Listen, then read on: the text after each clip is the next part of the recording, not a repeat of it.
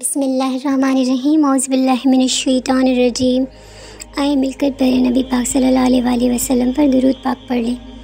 اللہم صلی علی محمد وعلی آل محمد کما صلیت علی ابراہیم وعلی آل ابراہیم انک حمید مجید۔ اللہم بارک علی محمد وعلی آل محمد کما بارکت علی ابراہیم وعلی آل ابراہیم انک حمید مجید۔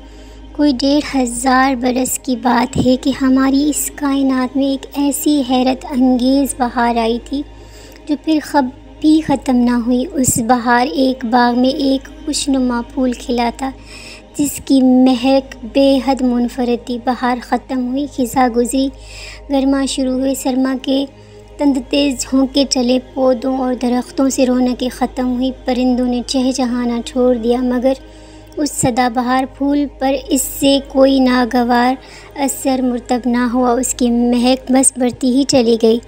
پھر ہوا کے جھونکوں نے اس حسین پھولوں کے بیج اور کونپلیں دنیا کی بے شمار باغوں میں پھیلا دی، اور دیکھتے ہی دیکھتے کائنات کے گوشے گوشے میں خوش نما پھولوں کی ایسی دل فریب قسمیں پھیلنے لگی جن کی مہک سدا بہار تھی۔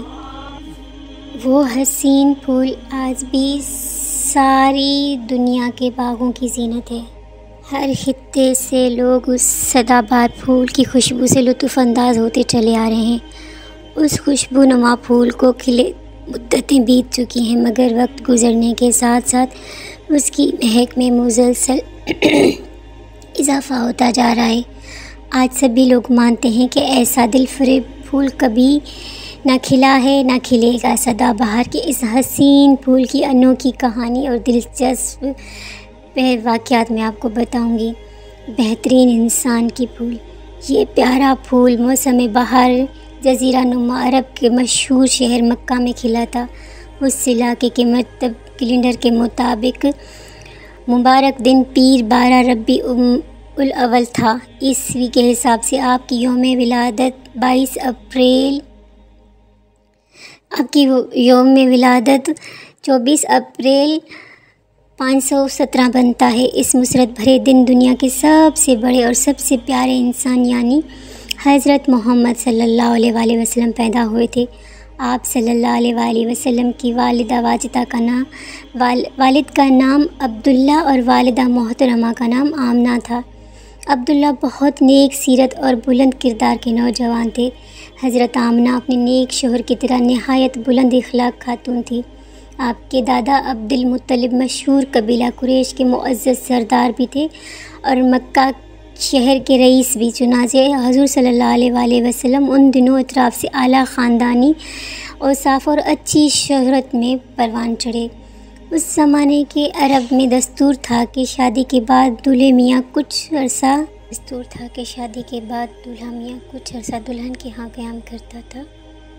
چنانچہ جب عبداللہ شادی کے بعد 3 دن تک اپنی محترمہ بی بی آمنہ کے گھر ٹھہرے رہے، پھر آمنہ بی بی کو ساتھ لے کر اپنے آبائی گھر لوٹ آئے۔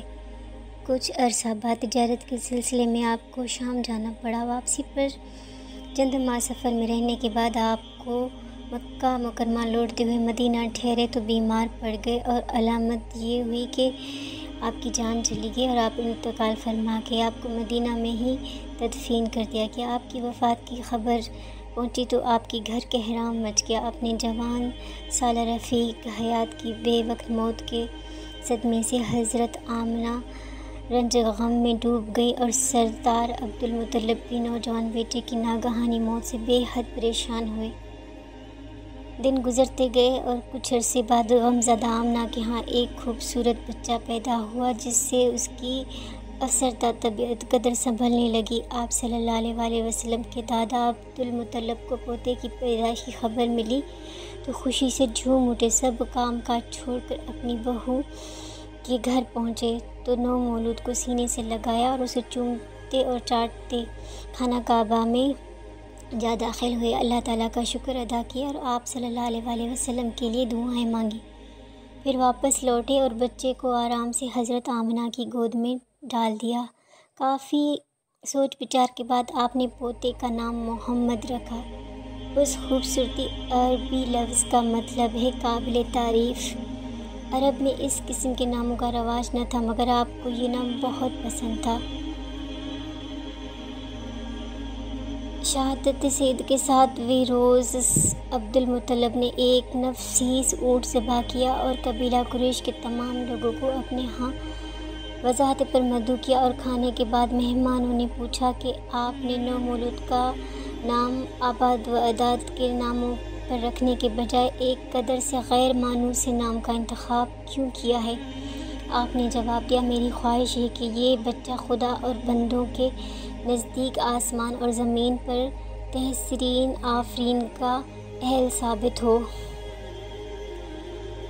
مکہ کی شریف امیر گھرانوں کو دستور تھا کہ جب ان کے نوزائیدہ بچے 8 دن کے ہو جاتے تو انہیں دودھ پلانے والی ایسی مخصوص عورتوں کے حوالے کر دیا کرتے جو صحراؤں میں رہتی تھی۔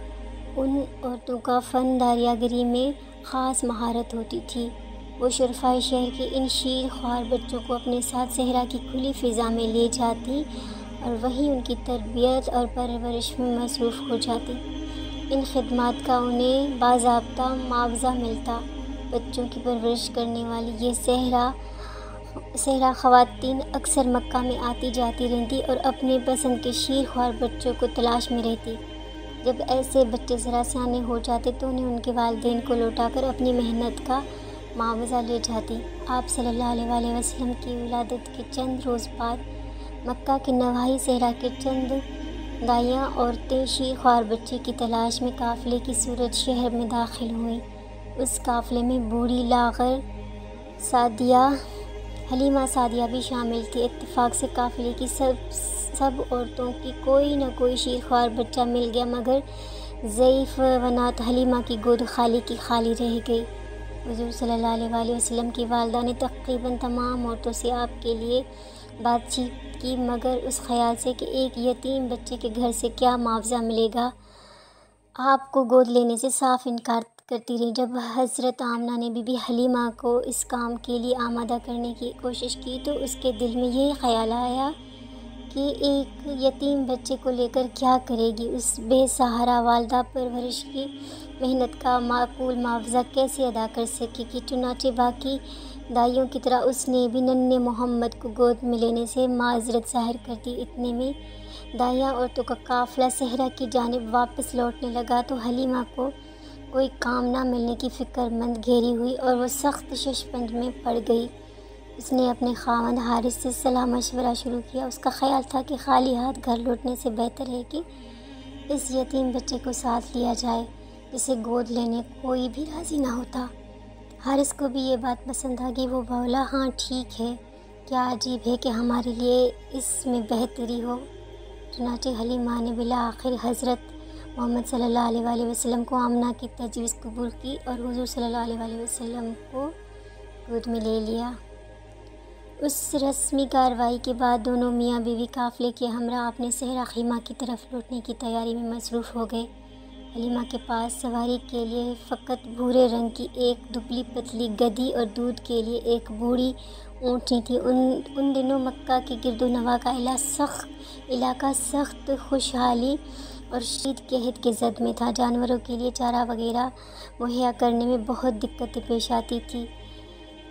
حلیمہ بی بی اس دبلی پتلی بھوکی پیاسی گدھی پر سوار ہو کر بڑی مشکل سے مکہ پہنچی تھی۔ راستے میں ان کو مرل گدھی قافلے کی باقی گدھیوں سے 12 پیچھے رہ جاتی تھی۔ اس کی ہم سفر عورتوں کو حلیمہ کی اس سست رفتار پر بہت الجھن محسوس ہوتی اور وہ غصے میں حلیمہ بی بی کو سارا راستہ کوستی چلی آئی تھیں۔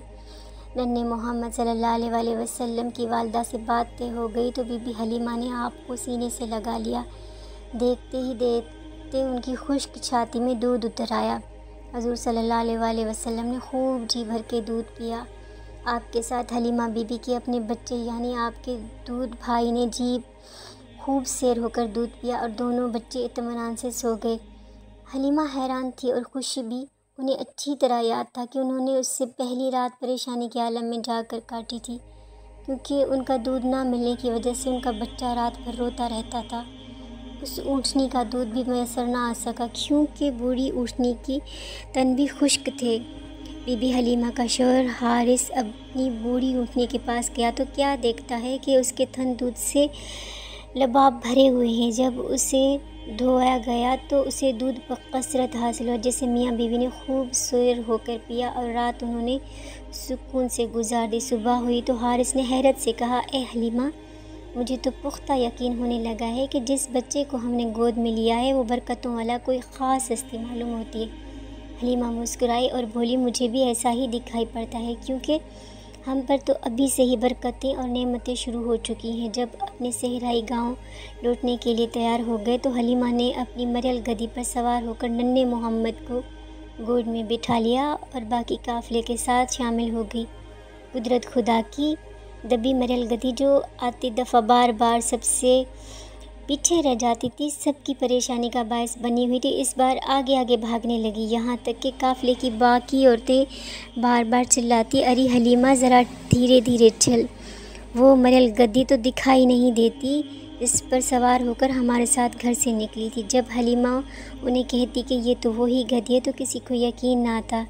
شام کے قریب بی بی حلیمہ ننھے محمد کو خوشی خوشی اٹھائے اپنے صحرائی خیمہ پہنچ گئی۔ 5 سال صحرا میں ننھے محمد کی گمشدگی، سفر میں والدہ کی پرانی یادیں، پرانی محبتیں۔